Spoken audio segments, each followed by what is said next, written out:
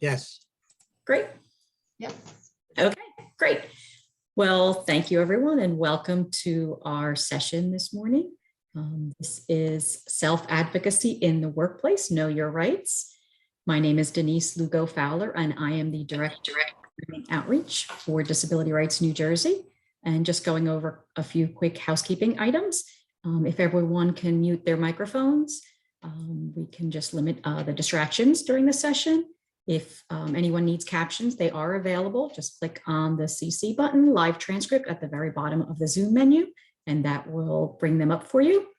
Also, if you have any technical issues, please put them in the chat box and I will be happy to address those with everyone or for anyone that has any. And please, we encourage everyone to comment, add questions. You know, we want this to be an interactive session, so please feel free to, you know, put questions in the chat box, unmute yourself during the panel. And, you know, we want to share information with everyone who's here. So with that, I welcome our panelists, Susan Head, who is a senior staff advocate, and Charles Auslander, a senior staff attorney for Disability Rights New Jersey. And with that, I turn it over to our two panelists. Thank you. Thank you, Denise. Hi, everyone. My name is Charles Auslander. I'm a staff attorney here at Disability Rights New Jersey. First, I want to thank everyone for sharing this part of your morning with us regarding this session on Know Your Rights. It's a session about reasonable accommodations in the workplace for those persons who may have disabilities. So welcome, and joining me is my colleague Susan Head, who's a senior advocate here at Disability Rights New Jersey.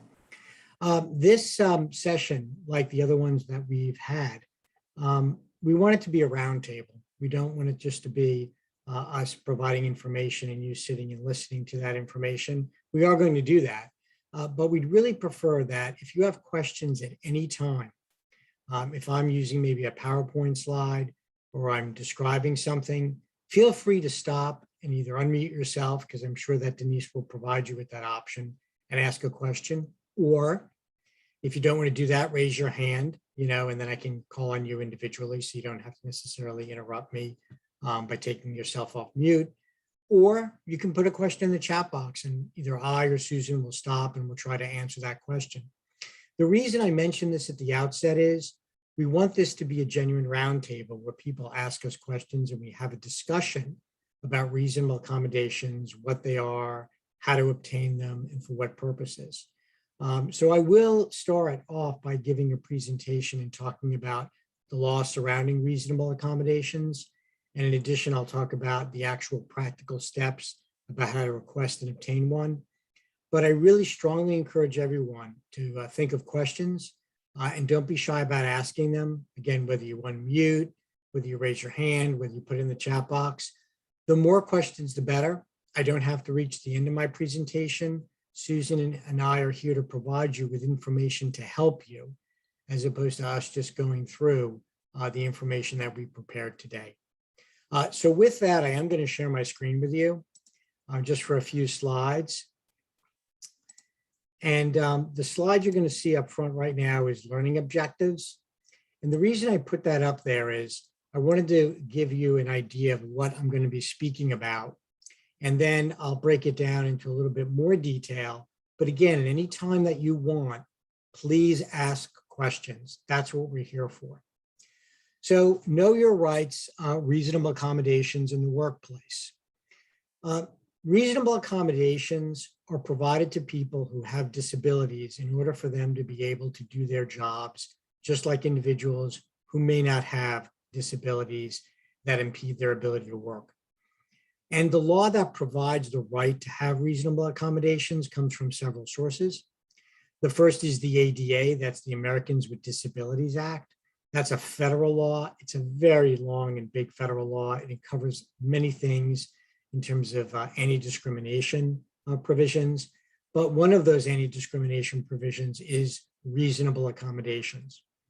The next law we'll be talking about is our state law, the New Jersey Law Against Discrimination, sometimes known by its acronym LAD, L-A-D.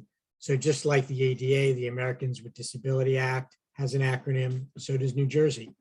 New Jersey's LAD, or Law Against Discrimination, is actually a lot broader and more beneficial to employees who may have disabilities and those employees seeking reasonable accommodations.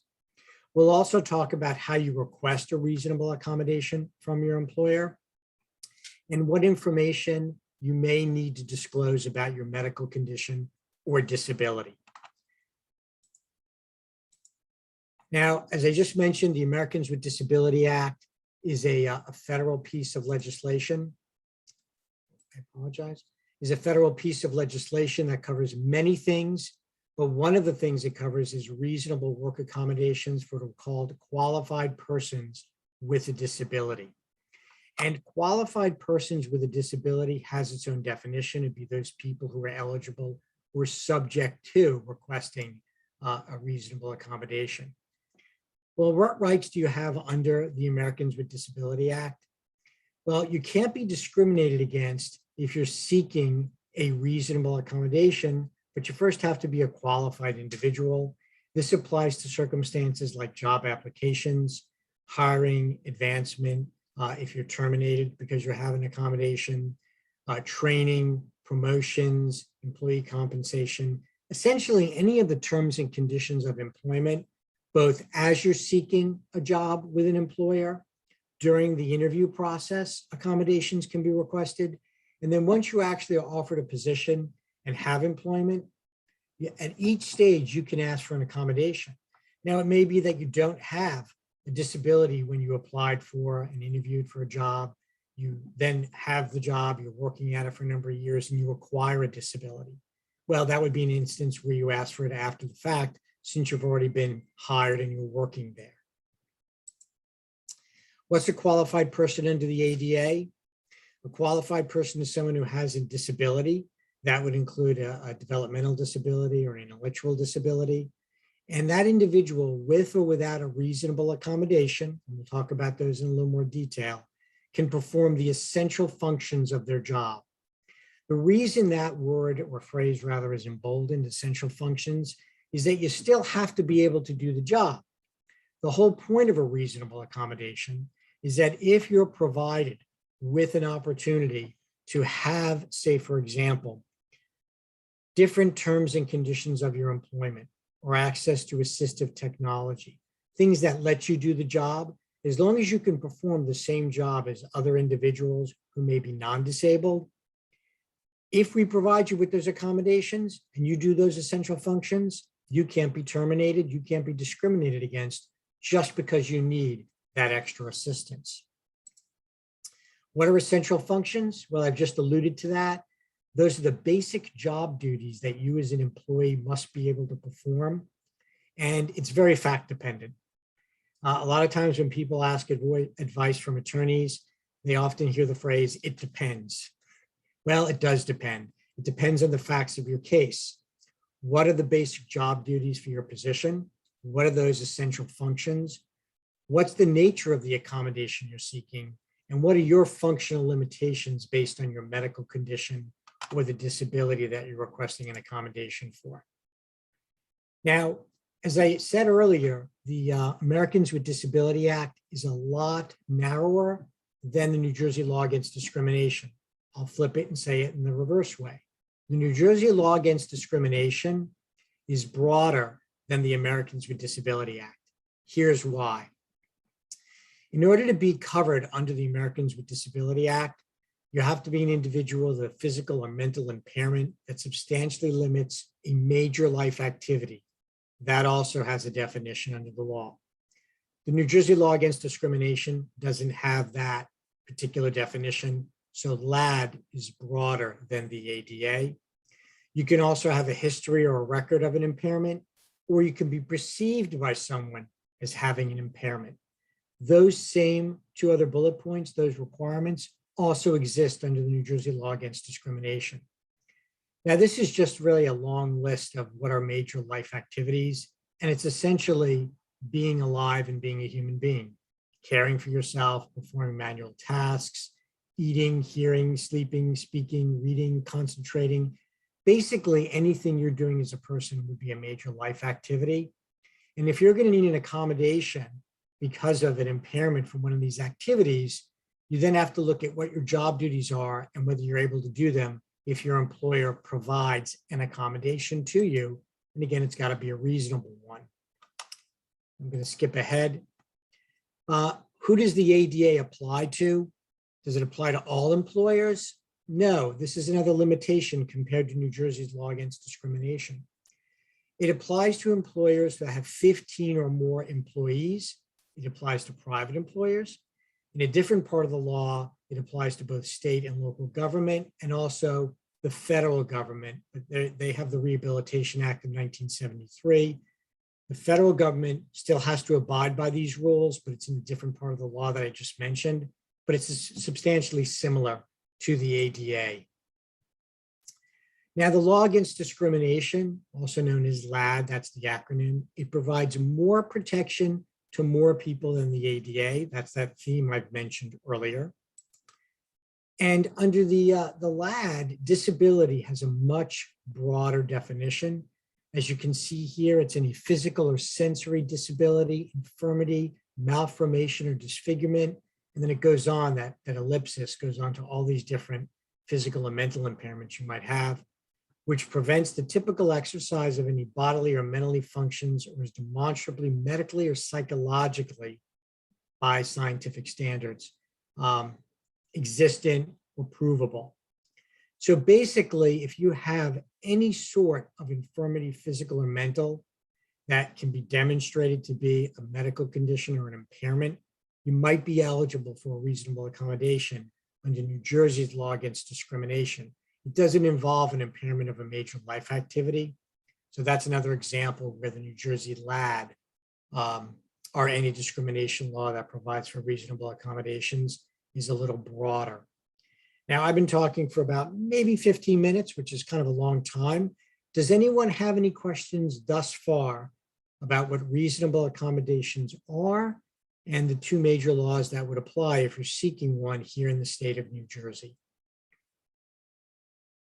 Please don't be shy. This is not a part of the law that's easy to understand, and many people don't know their rights, which is why we're here today, to sensitize you to the rights you might have if you have a medical condition or a disability that impairs your ability to do your job.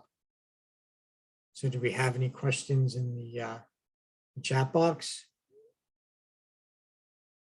No questions? Okay. The reason I mentioned, for example, an acquired disability, I'm going to go off on a bit of a tangent, is that some people have disabilities from birth or congenital. Some might develop them later on in life. And I've had clients that acquired disabilities, maybe like multiple sclerosis or something else, while they have an employer. And they're working and they start having issues. Maybe they start tripping, they start having tremors or some other neurological symptoms of their diagnosis. And those people tend to say to themselves, okay, maybe they're in a little bit of a denial or concerned. I don't want to tell my employer because I'm frightened of losing my job. And as we go on in this presentation, I want to strongly advise people, if they do have a diagnosis, if they do have a disability or a medical condition that starts affecting their work, you're eventually going to have to disclose something to your employer. And the reason I say that is if your employer doesn't have notice and they decide, gee, you're not able to do your job, they don't know why, they just notice that you're not performing as well as you used to, maybe you're not meeting certain metrics your employer has set for you, and then you're put on a performance improvement plan or maybe even terminated. If you don't tell your employer you're struggling and the struggle is because of a medical condition or disability, they're not going to have the opportunity to engage in what's called an interactive process, which I'm going to talk about in a little bit. So there comes a point where you may have to tell your employer about a condition if it's acquired, as opposed to someone who their disability or condition may be manifest. For example, if someone had cerebral palsy and they ambulate in a wheelchair, that would be pretty evident to most people, well, this person has some sort of condition or disability. They may not know it's cerebral palsy, but you're ambulating in a wheelchair and there must be a reason for that. So I'm going to go on with the presentation with the proviso that if anyone has questions, please ask them, chat, raise your hand. It's all okay. So as I just mentioned, the New Jersey law against discrimination does not require a major life activity impairment, which means it's broader in scope and coverage. So if you're living or working in New Jersey, you'll be eligible to invoke the law against discrimination. I'm just going to take a drink here for a moment.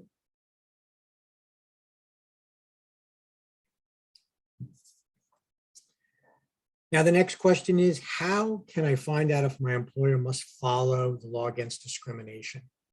Well, unlike the ADA that requires or covers employers with 15 or more employees, the New Jersey law against discrimination applies to companies with at least one employee.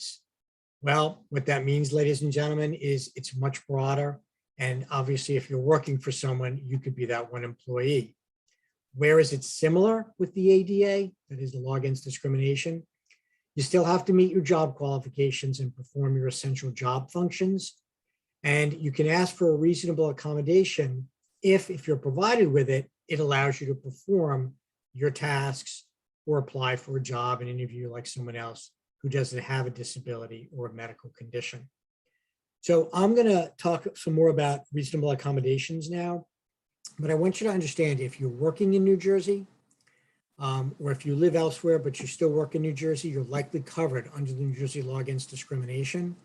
And as I indicated, it's probably the more beneficial law to request your accommodation under, but you don't necessarily have to specifically say I'm covered under the ADA or LAD. You're just asking for a reasonable accommodation. I'm going to go through this one example. Well, I'm going to skip the example because I want to hear questions from people. What are reasonable accommodations? Well, basically, it's any modification or change to either the application or hiring process or your job that allows a person with a disability who's otherwise qualified to perform the essential functions of that position. I've mentioned that probably about 2 or 3 times now. It's really important to understand that. If you can't do a job, even with an accommodation, you can't perform those essential job functions, which tends to be a fact-sensitive question, as I mentioned earlier, then it's simply not going to work. And one of the reasons is that employers don't have to provide reasonable accommodations if, despite doing so, you cannot perform the essential functions of your job, or it presents an undue hardship to the employer. And we'll talk about that in a moment. But I did want to focus on what a reasonable accommodation is, because the crux is that those people who have a medical condition or disability, as long as they're given the appropriate, reasonable assistance and accommodations, if they're able to do their job, they should be able to do their job. And an employer can either terminate them or switch them around to some other position that they weren't doing in the past. Now, there's an acronym that we've used for requesting reasonable accommodations. I'm going to stop right now and mention that when you make a request for a reasonable accommodation, in the biggest picture, so it doesn't seem as technical, what it's about is working it out. It's putting your employer on notice that you're having difficulty doing your essential job functions because of a medical condition or disability, putting them on notice, making a request that you have an accommodation so you can adapt to whatever functional limitations you have in doing your job. The employer and you then having this conversation called an interactive process, which is really just talking and figuring out how do we solve this problem given a limitation you may have doing your job because of a medical condition or a disability, then finding that solution, and then most importantly, implementing that solution, having you do that reasonable accommodation. I'll give a quick example, so this is not in the abstract. I've had a client in the past who worked for a public employer. She was a librarian and she had type 1 diabetes. So she often had to check her blood sugar. I also think she had an insulin pump because it was that severe, so she had to regulate her blood sugar pretty regularly. And because of all the regulation and the testing and the monitoring, she asked for reasonable accommodations to do her job. She could do it, but she needed sometimes to come in later, or she might have to come in earlier and leave earlier. She might have to take frequent breaks during the day if something went awry with her blood sugar and she needed to take maybe a drink of apple juice or something else as opposed to medication like insulin. But the bottom line is she needed a schedule and a change in her schedule, which is not a particularly major accommodation. And you'll find out that many reasonable accommodations don't cost much, and they really aren't significant disruptions to an employer's workplace. In this case, she made a request of her employer. She said, I have type 1 diabetes. I have this insulin pump. I have to frequently check my blood sugar. Sometimes I may go into a bit of a fugue state if my sugar's low and I have to do something. If it's really serious, I have an emergency phone number. I'd ask a colleague to call for someone to deal with this situation. Basically, they had a list of rules that would govern her employment and her schedule when she was there. But otherwise, she was fine because she regularly monitored her blood sugar and took care of her condition. That's an example of an employee who had a medical condition, in this case, diabetes. It affected her ability to do her job because she had to frequently take care of her blood sugar and monitor it. She didn't want to be in a condition where she might space out or God forbid, go into a diabetic coma if her blood sugar was really bad. And she managed to work out a schedule with her employer about when she could arrive, when she could leave, a number of 15-minute breaks during the day so she could either walk or eat snacks, and again, monitor her blood sugar. That, in a nutshell, is a reasonable accommodation, and it was worked out because she notified her employer. They spoke about it, they engaged in an interactive process, and they reached a conclusion how they would fix this problem. They then implemented it, and sure enough, it worked. She goes to work her regular hours. Sometimes they may be irregular, but she works the same amount of hours. And you had a mutual accommodation that didn't disrupt the workplace. Okay, so requesting a reasonable accommodation, step one, and there's an acronym here, FAIR, we use, is find the right person. So the first step is whether you work for a public employer or a private employer, you need to find the person in your HR department who deals with reasonable accommodations. Sometimes in a larger organization, they'll have an ADA coordinator. That same person will also handle LAD claims, right, law against discrimination, and they're familiar with reasonable accommodations in the process I'm describing to you. Sometimes in a smaller organization, they don't have individuals like that. You're going to have to find out who in HR is responsible for it. And the first step is finding that individual and in making sure that those individuals are the right ones that deal with these issues. If you have an employee handbook, consult that. Many times they'll mention who that is. It may just have a title, not a person, and then you have to find the person attached to that title. But once you find that person, that's the individual you're going to be making the request of. Now, when you ask for your accommodation and you find that right person, you want to put your accommodation in writing. It's best to use an email or an ordinary letter, correspondence, and you're basically going to ask for an accommodation, and you're going to let your employer know that you have some functional limitations. You don't necessarily have to spell out what your disability is in detail. You could call it a medical condition. You might describe it just as limitations. It's just enough to put them on notice. You don't even have to say, I'm seeking a reasonable accommodation. Since you're here present at this webinar, you might use those words, but the law doesn't require that. In plain English, you need to convey to them that, yes, in fact, I have some limitation doing my job, and I need assistance or an accommodation in order to perform the main job duties, the essential functions. But we strongly suggest that you do it in writing. You can make an oral request to your immediate supervisor or the applicable person in your HR department. But if you do that, I would strongly suggest you follow it up in email so your employer is firmly on notice of that.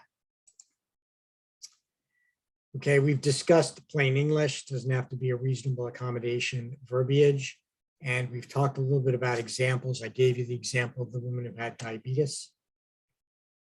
But it's important to give notice because you don't want to have a problem where you're either terminated or you're written up, and it turns out that a reasonable accommodation would have prevented those adverse things from happening to you.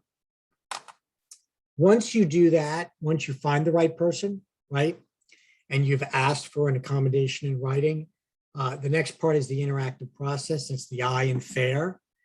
And that's the process where I call you're going to work it out. I won't even so much call it a negotiation as it's a conversation between you and your employer to identify what your limitations are functionally and what potential accommodations you're going to need to overcome those limitations. And it does require the law, both the ADA and the New Jersey Law Against Discrimination, that both sides engage in a good faith effort to reach a reasonable accommodation.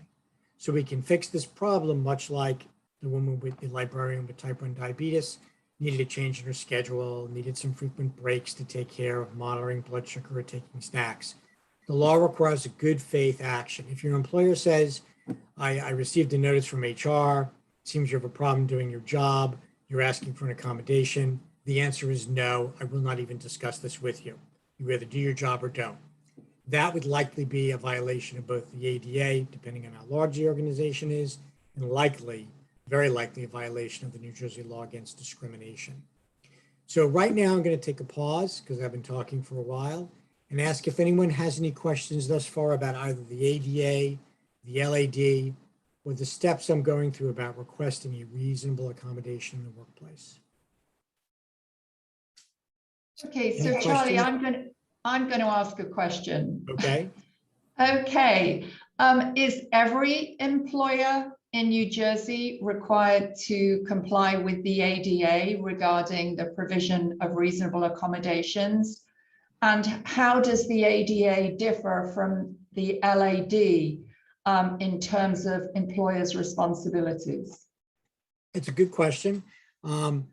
The ADA applies, as I mentioned earlier, to those employers with 15 or more employees. It applies to public and private employment, so all forms of the federal government, state, and local. In New Jersey, it applies to one or more employees, so it's going to be a lot broader. I'd also mention that the New Jersey Law Against Discrimination, because it's broader in defining the limitations that one is seeking to remedy, that is, you don't need a major life activity. Invariably, if you live or work in New Jersey, you're always best looking at the law against discrimination because it's just 180 degrees in terms of coverage. So that's a good question. And what I'd like to do now is ask if anyone else has any other questions, specifically about the practical steps now about requesting an accommodation, because that can be very daunting, going to an employer and asking for something that other people may not be asking for. So if anyone wants to share or ask questions, now might be a good time since we're getting into the details about reasonable accommodations. Any questions? Anything in the chat box? All right, we're going to move on. Actually, Charlie, I have another question. And in terms of a new employer, can you talk about when a person applying for a job should discuss with the employer the need for an accommodation? Sure. Again, we're talking about the same laws, but the process here is a little different.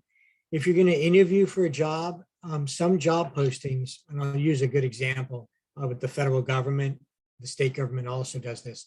In their job postings, they will say, we will provide reasonable accommodations if you need it as an applicant or a potential candidate. Some private employers do it, usually larger ones that have a fixed established HR department. And what you would do is if you're applying for that position, you can mention either in a cover letter or a separate document that you need some accommodations. It may be that you ambulate in a wheelchair. I'll use something that's pretty basic or obvious.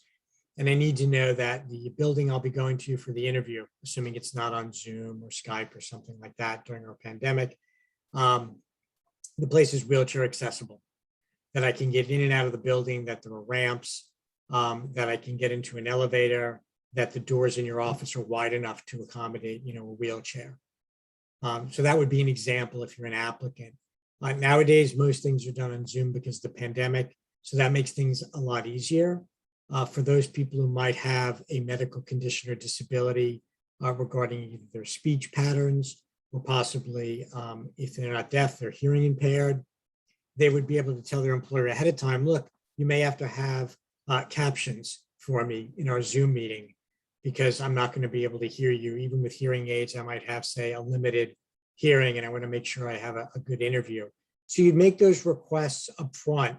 And again, Good job postings will list that information. I know the federal government and state government are very good about listing it, and I'll have contact information about who to set that up with. If it's a public employer and they don't have it on their posting, then you may have to contact whatever information is on that posting with the local HR department and say, I'm going to need this accommodation. And I gave examples of some, but that's a good question. And people with disabilities sometimes are put off for applying for jobs they're otherwise qualified for, because they might think, well, as soon as they find out that I'm hearing impaired or I ambulate in a wheelchair, it's not going to happen. Well, that may be the case, and that would be discrimination if in fact that was the intent of the employer. But you have these rights. You can make these requests, and they're reasonable. That's why they're reasonable accommodations, and that's what they're called under the law, for an applicant to say, in order for me to successfully compete for this job, I'm going to need captions on my Zoom meeting or Skype interview, or I need to be able to go to the building if it's an in-person interview. So that's a good question, and I'd like to just encourage people not to be put off by it. You have rights. There's law that supports it. Just do it respectfully and professionally. So I'm going to go back to the interactive process. And that's a process that you're going to sit down with your employer. In your original letter, putting the HR people on notice, you might even make suggestions about the accommodations that you need. And it might be, that I need to have, meetings captioned when we're on Zoom because I'm hearing impaired. That's a reasonable accommodation. Things may have to be written down for you if you have difficulty with an attention span or some cognitive impairment. You otherwise can do your job, but sometimes you might be forgetful.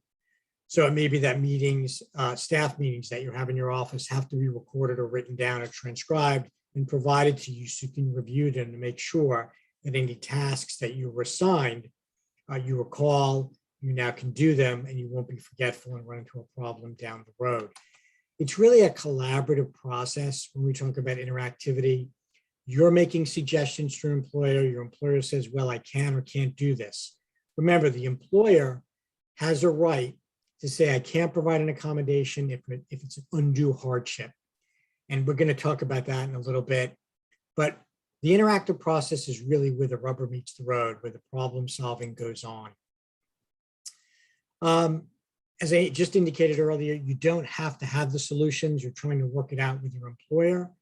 I'm going to give a link at the very end for the Job Accommodation Network, which is a wonderful website everyone should use. It has great examples. It deals with a variety of disabilities and medical conditions.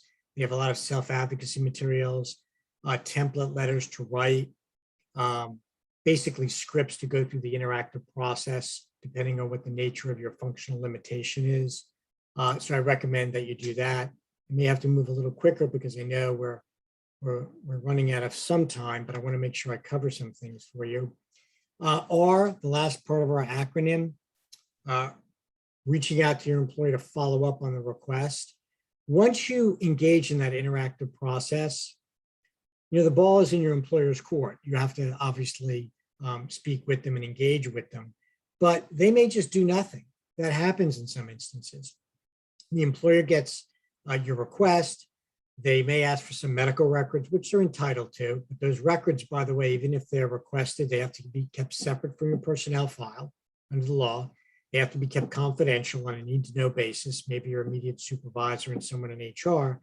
But they can request documentation to prove you have a disability or functional limitation if it's not otherwise, clear. And an example I give is someone who has cerebral palsy who's ambulating in a wheelchair. At that point, it's evident. But for someone, say, who has a developmental disability or an intellectual disability, if it's not evident or they're not sure, they may request some information, but there's a limit to how much. It's kind of beyond the scope of this webinar, how intrusive they can be and your privacy rights, but they're entitled to some documentation to demonstrate you have a limitation. But once you've made the request, you've located that person, you've engaged in the interactive process, sometimes there's silence afterwards, and that could be that they're considering your request. If it's a large organization, they may have their own bureaucratic process internally, but don't let it go. You need to follow up. because otherwise the employer might assume that you've given up on the request, you've managed your own workaround, they've just decided they don't want to be bothered with it. Most requests for reasonable accommodations cost little or no money. If you go to the Job Accommodation Network, which will provide you the website, I think maybe Susan can put that in the chat box maybe as I talk about it. In addition to a wealth of self-advocacy resources, the Job Accommodation Network talks about going back to your employer, following up in a professional way and not letting it go. You may need to clarify what's going on with you. Certainly, if it's affecting your job performance, you would think your supervisor or head employer is going to follow up on it because they want you to do their job and be productive in whatever your position is. But I recall from the Job Accommodation Network that the vast majority of reasonable accommodations either cost nothing or less than $500. There's a handful that may cost a few thousand. Again, it's beyond the scope of this webinar, but I will say that there are other sources employers can go to obtain funds to sometimes take care of and pay for the expenses associated with accommodations. But most really don't cost much at all. So the employer you're working for should be able to deal with it. The point is you need to follow up until you get an answer. Do it respectfully. You don't have to do it every day. You might wait a few days or a week or two. The goal is to work with your employer collaboratively to get the accommodation. So it's a win-win. You get to do your job. Your employer gets a good, productive employee. And up there's the site here for the Job Accommodations Network. I know Susan will put it in the chat box. Wealth of information. I highly recommend people go to that site. I know I've given you a lot of information today. It's really a very broad area. Here's our contact information for Disability Rights New Jersey. I'd also like to thank the New Jersey Council on Developmental Disabilities. Here's their contact information.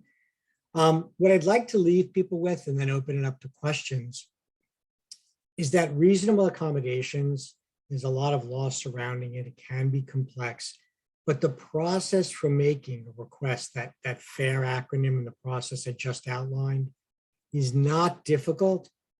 It depends on your employer's response, and you're trying to work in good faith with them to solve a problem. That's what it's about, because you can otherwise do the job, but for some functional limitations due to a disability or condition. And as long as your employer makes those reasonable accommodations, because reasonableness is built into the standard, you can do your job and your employer has a productive, hardworking employee. So with that, I'm going to ask if there's any questions. I strongly encourage them. I'm sure there must be some out there because it's a daunting thing to tell your employer you're asking for something that others may not be asking for. So I'm opening up the floor to any questions. So Charlie, there's a question from Carrie. What happens if I request an accommodation and my employer doesn't respond? Okay, good question, Carrie. If they don't respond, make sure you found the right person, right? Double check if it went to the right person. If that person is in fact the correct one, follow up with a respectful email saying it's been X amount of days. I previously sent an email regarding a request for an accommodation. And then if you have to, CC either someone else in HR or CC your immediate supervisor. So this way people are put on notice. Remember, you don't want to be in a position where they say after the fact, when they've terminated you for poor performance, I never knew. And then there are 4 emails to 3 different people saying, I have this issue, can we sit and meet and talk about it? So you need to follow up. Now, if it gets to a point where there's just radio silence again, you can consult with Disability Rights New Jersey, call our intake unit, and we'll review what your facts of your case are. We can assign an advocate or an attorney to you. I'll quickly just say this because it's not something that we'd expect you to know about offhand. There's a state agency called the Division of Civil Rights, or DCR. They also handle complaints about lack of reasonable accommodations being provided. We've interacted with that agency on many occasions in the past. My suggestion would be, Carrie, to follow up. If after 2 or 3 emails, you either haven't heard a response, where you've mailed them to people who you think are responsible in the organization, certainly your immediate supervisor would be, and you're just not getting any response, I'd contact Disability Rights New Jersey, call our intake unit. I know I flashed our website and contact information up there. Maybe Susie can put that in the chat box again. Speak to our intake unit. They'll take all your relevant information about the narrative facts of your case, and we'll have an advocate or an attorney speak with you, and we'll brainstorm about what to do next. It might be filing a complaint with DCR. You might be contacting the employer directly. There are all sorts of things we can do, but don't let it go, especially if it affects your job performance. Any other questions?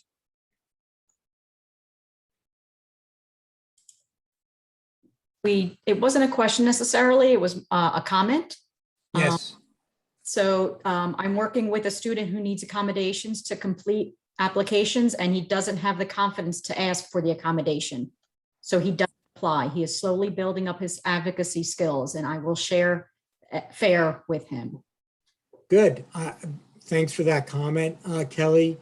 You know, a lot of times, as I mentioned, people are fearful or anxious justifiably, whether it's as a result of their condition or just being an employee in these really difficult circumstances we find ourselves in, even pre-pandemic. You know, it takes a hardy person. It takes courage to go to an employer and say, I'm having difficulty. I mentioned I had an employee who developed MS, and this person was a very bright, well-educated person, and it was a really shocking diagnosis. And as it became manifest, you know, he started tripping and falling and people noticed. He was fearful. He said, I think they'll terminate me. And I said, well, if you don't tell them and ask for an accommodation, you know, if they decide they're going to terminate you, it's unlawful, you might have a legal remedy. If you say nothing and they terminate you, you're going to be hard pressed to explain why you didn't say anything, because the law gives you these rights. That's why we call this know your rights. And you need to exercise them respectfully and professionally, but you need to put people on notice at the appropriate circumstance. So Kelly, thank you for that comment. And just a really quick follow-up on Jan, the link for the Jan site is in the chat box. As Charlie has indicated, this is a fantastic service for anybody who is thinking about requesting a reasonable accommodation. It's a really expert service. You can email them, phone them, live chat with Jan. They have experts in every type of disability you can think of, and you can speak with these experts and have a conversation with them about possible accommodations that you would like to discuss with your employer. And I'm just like going to have, I'm sorry, Charles. Go ahead. It looks like we have another question in the. I saw that. Okay, great. So it says the question is period for an employer to respond after the request. Yeah, we're not talking about a lawsuit and the statute of limitations, because that can happen in some of these instances, but just in terms of ordinary life.